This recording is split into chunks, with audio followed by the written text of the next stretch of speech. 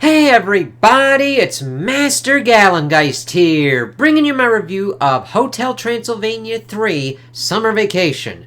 And I thought that this was an okay one.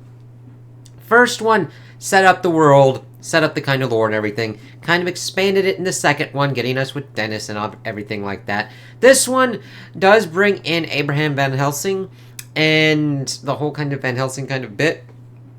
Then we also kind of get a monster cruise kind of thing going on. Very much definitely like done within the style of Lampoon's Vacation. However, they never go to the kind of lengths that Lampoon's Vacation does. I mean, granted, you're going for different kind of audiences. However, you can still kind of go a little bit kind of crazier, you know what I mean? They kind of go with the same kind of things that we've kind of seen in previous ones, kind of mashed up a little bit. Pretty much in regards to, like, Drac pretty much getting a love interest and everything like that. Wondering if, like, zinging, you only find one zing if you do it. It's like, maybe that's not kind of a correct kind of assumption to go on. And then there are just some kind of, like, things that kind of pop up that are a little bit kind of weird. But overall, it's not the most horrible one out of the bunch. I kind of reserved that for the next one, which we will get to. Mainly in regards to the main kind of big kind of things, is that we have too much dancing sometimes, and you're like, what the fuck are you talking about? It's like, we get this, like, extended scene of Drac dancing, and it's just like, oh, okay, somebody was really interested in this set piece, so... And then some Sony music executives like, put in any kind of Sony music in there as well. It's like, I don't mind contemporary music and things, but you can definitely tell when the corpos are like, put it in, cross promotion. It's like, only if it fucking fits, asshole, and most of the time it doesn't. So, the movie starts off in 1897. We see Drac and his friends pretty much disguised on a train trying to, like, get away from Van Helsing. And then he's like, fuck this shit. This one kid pretty much is looking at him like, holy fucking shit. He hypnotizes him to make him think he's a cat. And then they're trying to, like, get off, and Helsing has pretty much destroyed almost everything, and I wish they would kind of, like, gone on to this a little bit more. They kind of have it in the movie as a kind of theme of, Drac and his friends are called monsters, but we see Van Helsing pretty much blow up a train and pretty much do stuff to, like, kill all these monsters who aren't hurting anybody, and also kill himself and turn himself into, like, this mecha cyborg motherfucker. I mean, there's, like, wasted potential there, and you don't have to dig very deep into these things. I mean, you don't have to go completely, I'm gonna scare the fucking children kind of shit onto this of, like, oh my god, existential threats and crises and shit like that. But, like, hey, this dude's being a complete and utter asshole. He's turned into the thing that he was pretty much trying to hunt. That's a pretty good theme to kind of go on. But we see him going through this over and over for years and years, and Drac pretty much just, even without any kind of effort, stymieing his efforts to pretty much kill his ass, like, for Van Helsing to kill his ass, he's like, whatever. So we pretty much get to the present day and see, evidently this is 1 year after 2, he's running the business with Mavis and Johnny. He is now kind of on the thing of, like, he's kind of lonely and pretty much gets turned on to apps and shit. We get this kind of funny thing where he's, like, talking to a witch, and Mavis is trying to figure out what's kind of going on. She thinks he's losing his mind because of stress and needs a vacation and everything like that, setting up the whole kind of cruise thing because she saw it on TV, as we see, like, this dog.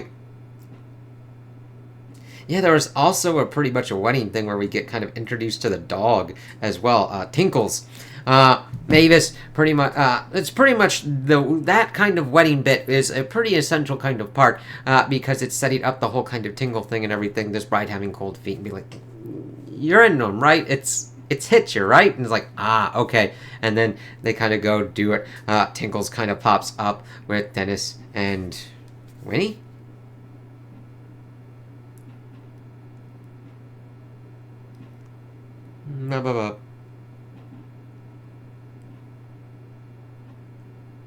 See, yes, Winnie, correctamundo. Alright. So they pretty much see they go to the Bermuda Triangle. I really like them taking the kind of flight. Johnny being like, "Oh God, this flight's fucked up," and they're piloted by gremlins. I like the kind of connection of like bringing in gremlins and being like, "Yeah, this flight's fucked up. Yeah, how you doing, motherfucker?" They really captured the gremlin energy there. I have to give them that. It doesn't feel like it's a complete kind of rip from Gremlins.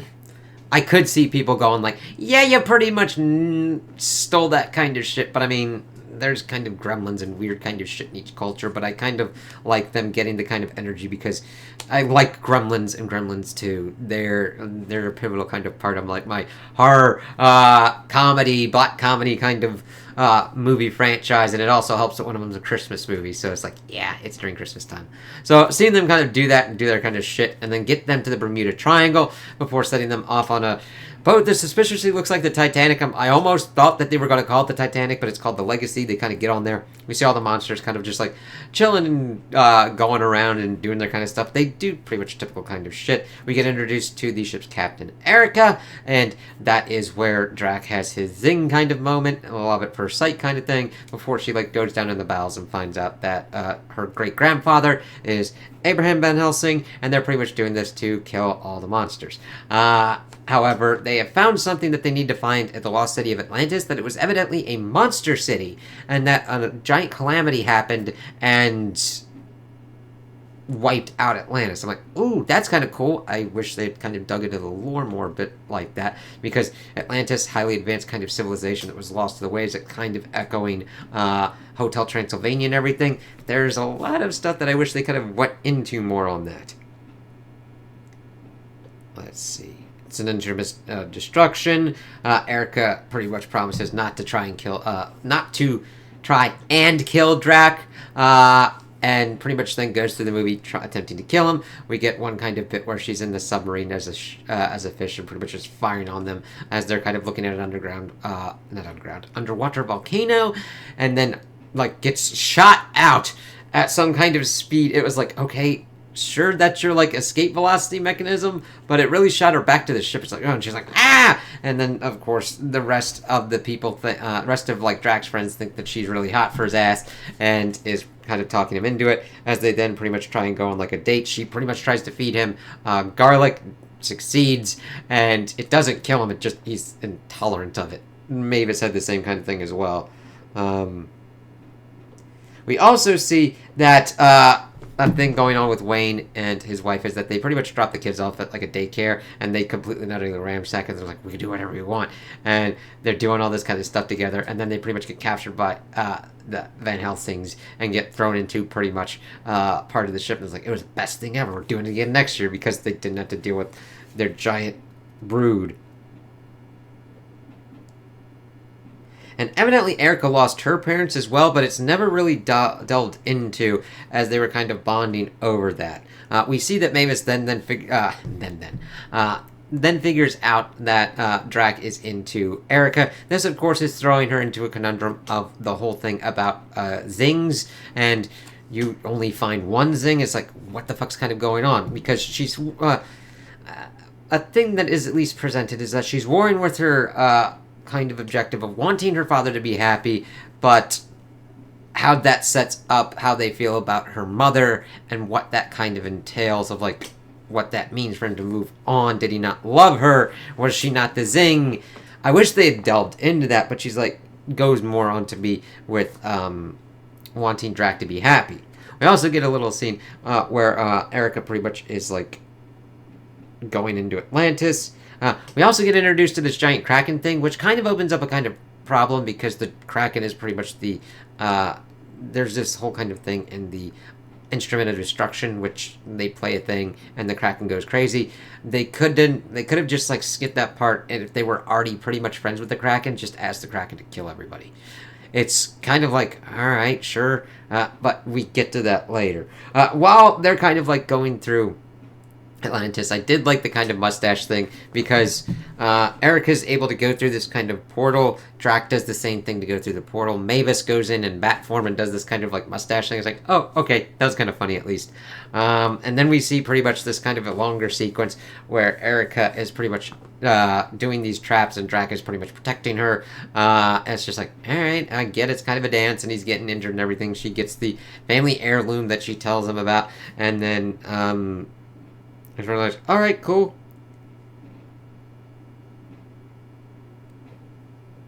Let's see. Drac, of course, is then confessing that he zinged with her. Then she's told what a zing is, and she's like guilty of lying to Drac. Says like can't be with a monster, and just leaving him heartbroken, and Mavis feeling guilty.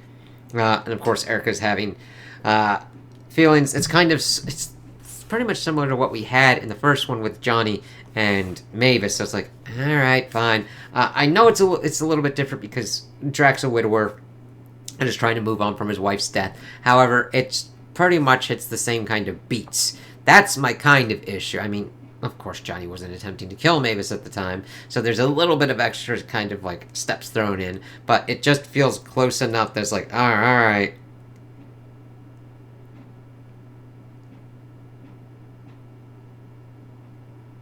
Let me see. She was afraid that Drac would leave her, and of course, after getting pretty much to Atlantis, there's this whole kind of dance party, and this DJ's doing this kind of thing as they're kind of like dancing and all that, and then Van Helsing shows up and is like, here's my thing, and then pretty much starts playing this beat to unleash the Kraken, to kill everybody. However, he is on the island with it, with all of the monsters, so his plan was pretty kind of stupid if this was kind of what he was going for, because he would be killed as well. I mean, if you're going with the whole kind of Moby Dick kind of thing of like, I'm gonna fucking take this shit out no matter what as I'm going for it, sure, that's fine, but we haven't gotten this thing of like he was going to kill everything that he could, even if it resulted in his own death. So it was more like a complete, it seemed more like a complete oversight on his part rather than part of his plan of like, I want to die as well, kind of thing.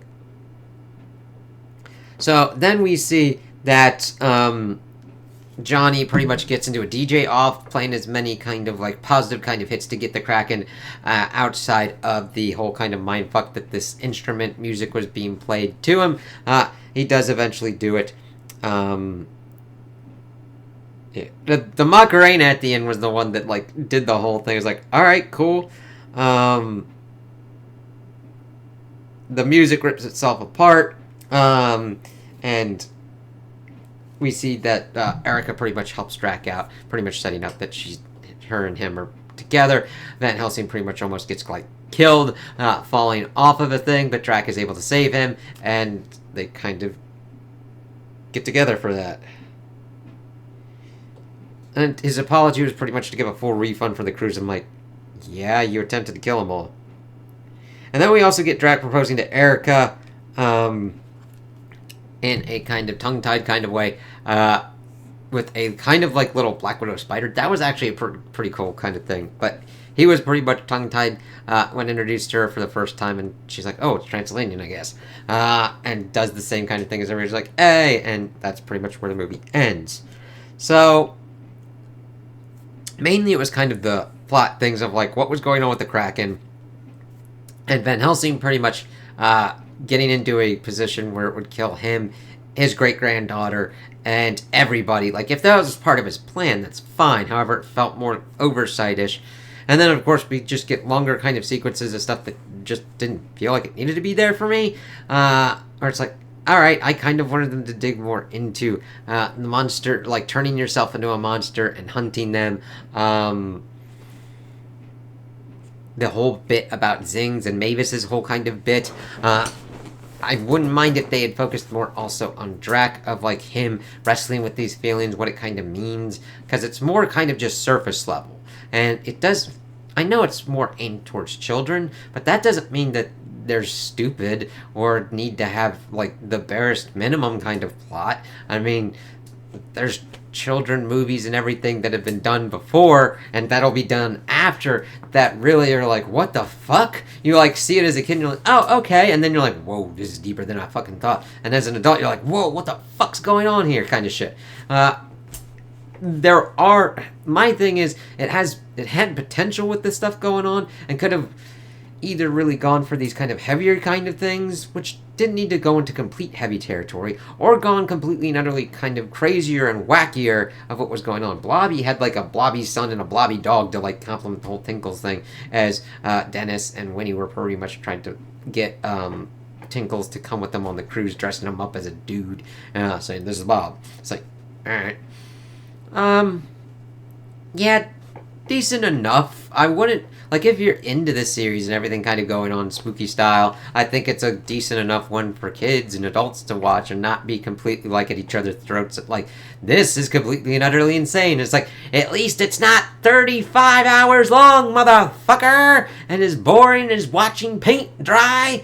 I can understand both kind of ones, like, yelling at each other and going, ah, and trying to, like, take out ankles or, like, just be like, fuck you, kind of shit. This one I think can at least do a kind of balance, but it's, you'd probably have more enjoyment out of the first two rather than this one.